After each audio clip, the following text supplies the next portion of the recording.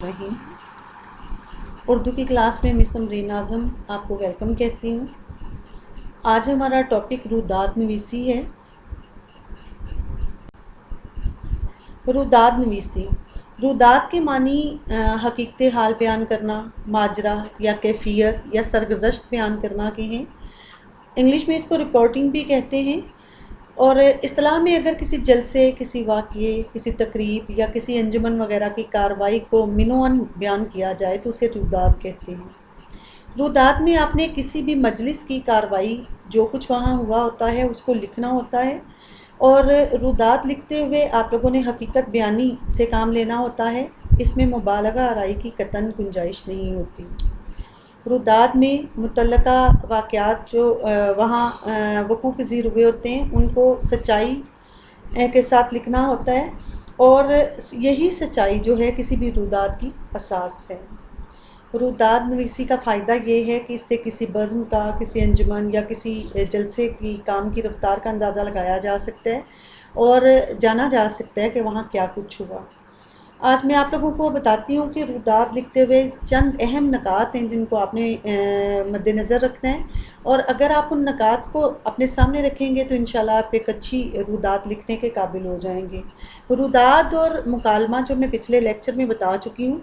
ये चॉइस में आता है, यानी कि दोनों आते हैं और आपको दोनों में से कोई एक चीज़ लिखना होती है, या मुकालमा लिखना होता है या रुदात लिखनी होती है। छठा सवाल होता है ये उर्दू के पेपर में, और ये आप लोगों का 10 नंबर का क्वेश्चन है। इसलिए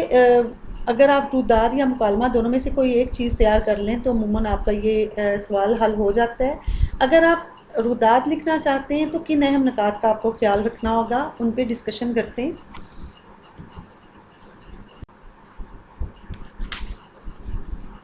जी, नंबर 1 है रुदात नवीस की हैसियत। रुदात नवीस यानी कि रुदात लिखने वाला,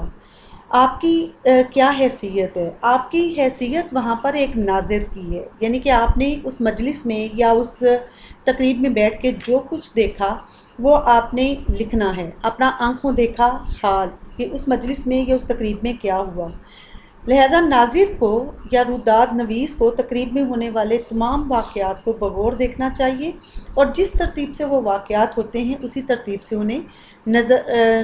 कलम बंद करना चाहिए और उसी तरतीब से उन्हें लिखना चाहिए। इसलिए रुदात नवीस की जो ऑब्ज़र्वेशन या उसका जो मुशाहिदा है वो बहुत अच्छा होना चाहिए, उसकी याददाश्त अच्छी होनी चाहिए ताकि अहम नकात को वो बयान कर सके। दूसरा पॉइंट है मुतल्लका तकरीब का मौज़ूए सुकन,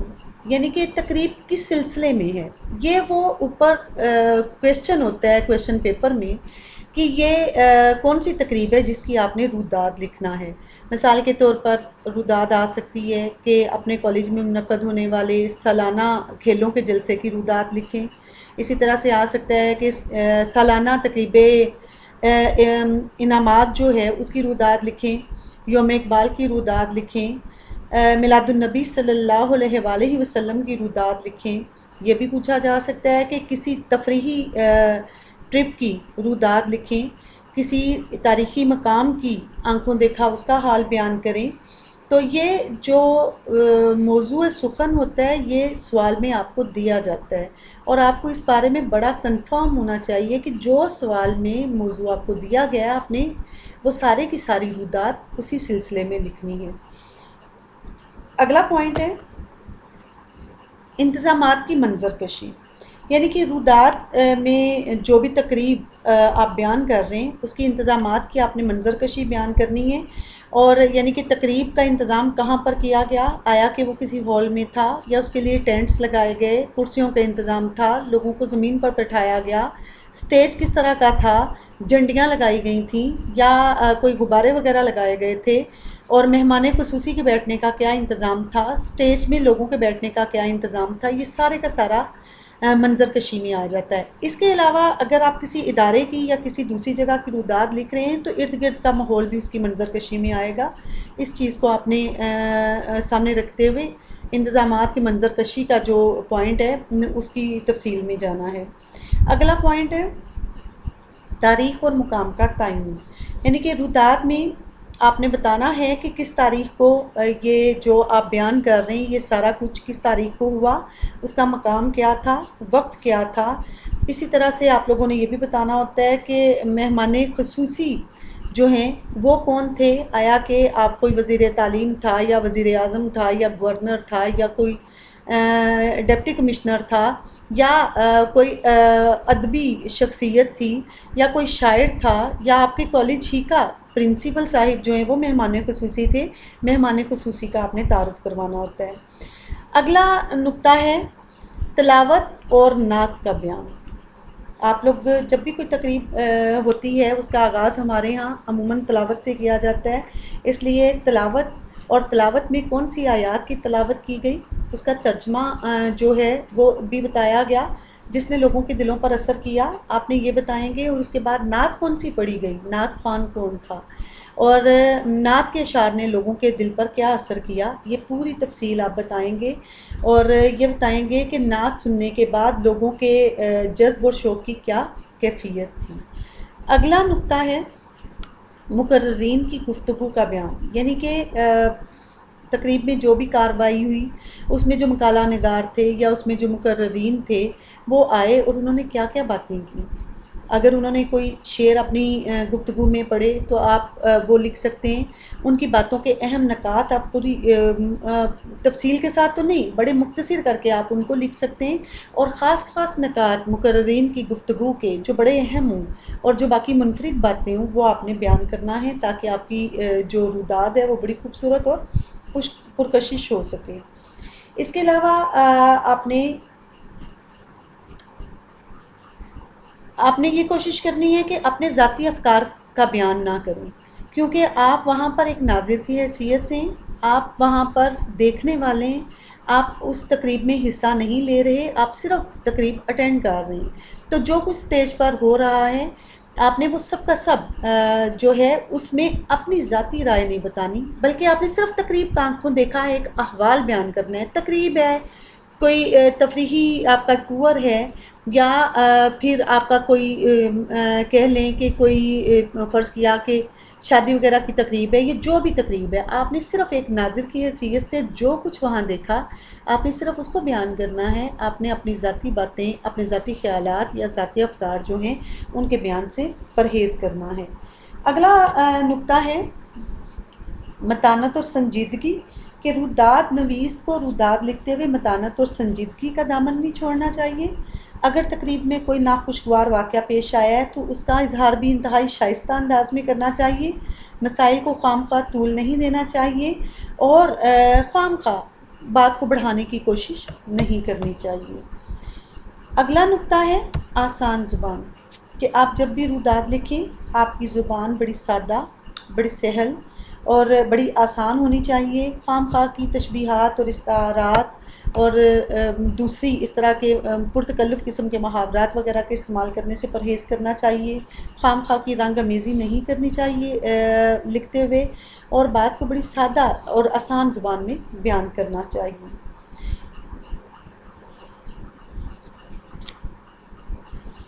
اگلا نقطہ ہے کہ موضوع شعری اور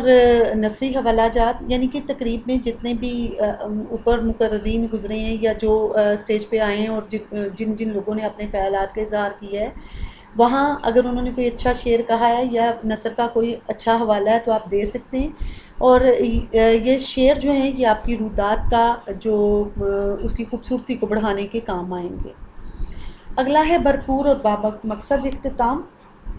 آپ کی روداد کا اختتام بڑا بھرپور ہونا چاہیے اور بڑا بامقصد ہونا چاہیے، یعنی اس تقریب سے لوگوں نے کیا فائدہ اٹھایا، لوگ اپنے دل میں کیا جذبات لے کر وہاں سے اٹھے، اور تقریب کا جب اختتام ہوا تو لوگوں کی کیا فیلنگز تھیں، لوگوں نے آئندہ کے لیے کیا عزم کیا، اور یہ تقریب کس خوبصورت انداز میں اختتام پذیر ہوئی، اس بات کا بیان جو ہے بڑا خوبصورت ہونا چاہیے۔ اگلا جو بچے بہت زیادہ بات پوچھتے ہیں کہ ٹیچر یہ کتنی لمبی ہونی چاہیے روداد 3 سے 4 صفحات پر مشتمل اس کا مواد ہونا چاہیے، اور یہ جو ہے روداد اگر آپ اتنی لکھیں گے اور اس میں حوالہ جات اچھے ہوں گے جو کہ آپ ہائی لائٹ کر کے مارکر سے لکھیں گے اور اشعار، تو انشاءاللہ آپ 10 میں سے 9 مارکس اگر آپ نے اچھے خوبصورت الفاظ میں روداد کو لکھا ہے تو آپ لوگ لے سکتے ہیں۔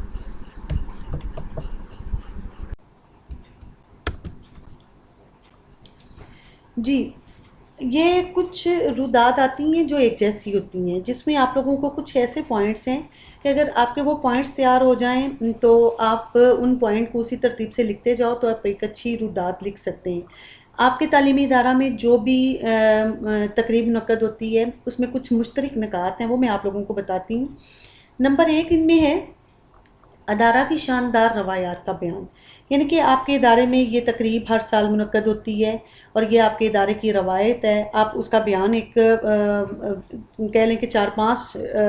لائنوں کے پیراگراف کی شکل میں کریں گے اور اس کے بارے میں بتائیں گے کہ ہمارے ادارے کی یہ روایت ہے، جیسے میلاد النبی کو منانا یا یوم اقبال کی تقریب کو منانا یا سالانہ جلسہ تقسیم انعامات کی روداد اگر آپ لکھ رہے ہو، یا پھر آپ لوگوں کا جو تقسیم انعامات کا دن ہوتا ہے، تو یہ ہر ادارے کی ایک روایت ہوتی ہے۔ آپ اس کو بڑے خوبصورت الفاظ میں ایک پیراگراف کی شکل میں بیان کریں گے کہ ہمارے ادارے کی یہ روایت ہے کہ یہ دن بڑی خوبصورتی سے منایا جاتا ہے اور اس کا بڑی بچوں کو انتظار ہوتا ہے، اور اس دن کو منانا جو ہے یہ ایک بڑا خوبصورت یہاں کی ایک رواج بن چکا ہے۔ اگلا جو پوائنٹ ہے وہ یہ کہ طلبہ اور اساتذہ میں جوش و خروش، کہ اس تقریب کے حوالے سے طلبہ اور اساتذہ میں کس قسم کا جوش و خروش پایا جاتا تھا، وہ کس سرگرمی سے اس تقریب کا انتظار کر رہے تھے اور کس سرگرمی سے انہوں نے ساری تیاریاں کی، اور طلبہ نے کس طرح سے اس میں جوش و خروش سے حصہ لیا اور اساتذہ نے طلبہ سے تیاریاں کروائیں۔ اگلا نقطہ ہے پیش کی تیاریوں کا آغاز۔ اس میں آپ یہی بتائیں گے کہ تقریب کی تاریخ کا اعلان ہوتے ہی اس کی تیاریاں شروع ہو گئیں، اور یہ جو تیاریاں تھیں کس قدر خوبصورت تھیں اور ان میں کیا کیا کیا گیا تیاریوں کے لیے، وہ سارا پیراگراف اس بات پر مشتمل ہوگا۔ اس کے بعد ہے بروز تقریب ادارہ کی سجاوٹ، یعنی کہ پیش کی تیاریاں تو ہو گئیں جو ایک ہفتہ پہلے چلیں یا 10 دن پہلے یا ایک مہینہ، اس کے بعد تقریب کا دن آ گیا۔ اس دن تقریب کا جو تقریب کے لیے ادارے کو کیسے سجایا گیا تھا، آیا کہ جھنڈیاں لگائی گئی تھیں یا غبارے لگائے گئے تھے یا رنگ برنگے بینرز لگائے گئے تھے، کس طرح کی تیاریاں کی گئی تھیں، ٹریکس کو کیسے سجایا گیا تھا، پھولوں کے گملے کیسے رکھے گئے تھے، اور اس روز آپ کا ادارہ خوبصورتی کے لحاظ سے کیسا دکھائی دے رہا تھا۔ اگلا نقطہ ہے وقت مقررہ پر ہال کا منظر آپ نے بیان کرنا ہے، کہ وہ ہال جہاں پر تقریب منعقد ہو رہی ہے، چاہے وہ ٹینٹس ہیں چاہے وہ کوئی بہت بڑا آڈیٹوریم ہے، جہاں پر تقریب منعقد ہو رہی ہے وہاں کا منظر کیسا تھا، یعنی کہ وقت مقررہ سے پہلے ہی ہال کا بھر جانا، وہاں طلباء کا جوش و خروش، وہاں سٹیج کی خوبصورتی، اس کی سجاوٹ، سب کچھ آپ اس میں بیان کر دیں گے۔ اگلا ہے اسٹیج سیکرٹری کی اسٹیج پر آمد اور تقریب کا آغاز۔ اب ظاہر ہے جب ہال بھر گیا، مہمان خصوصی آ گئے، تو اسٹیج سیکرٹری آئیں گے اور اسٹیج پر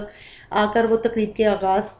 کا اعلان کریں گے اور مہمان خصوصی کا تعارف کروائیں گے اور معزز مہمانوں کو بھی خوش آمدید کہیں گے اور طلباء کو بھی خوش آمدید کہیں گے، اور اس طرح باقاعدہ تقریب کا آغاز ہو جائے گا۔ ہمارے ہاں روایت یہ ہے کہ ہمیشہ تقریب کا آغاز جو ہے وہ تلاوت قرآن سے کیا جاتا ہے، لہذا تلاوت قرآن کے لیے کس کو بلایا گیا، اس نے کون سی آیات کی تلاوت کی اور اس کا ترجمہ۔ اگر آپ ترجمہ پورا نہ بھی لکھیں، صرف آیات لکھ دیں اور ساتھ صرف اتنا بیان کر دیں کہ اس کا ترجمہ سن کر ہمارا ایمان جو ہے وہ تازہ ہو گیا، تو اس طرح سے آپ یہ چند ایک لائنیں اس طرح سے لکھ سکتے ہیں۔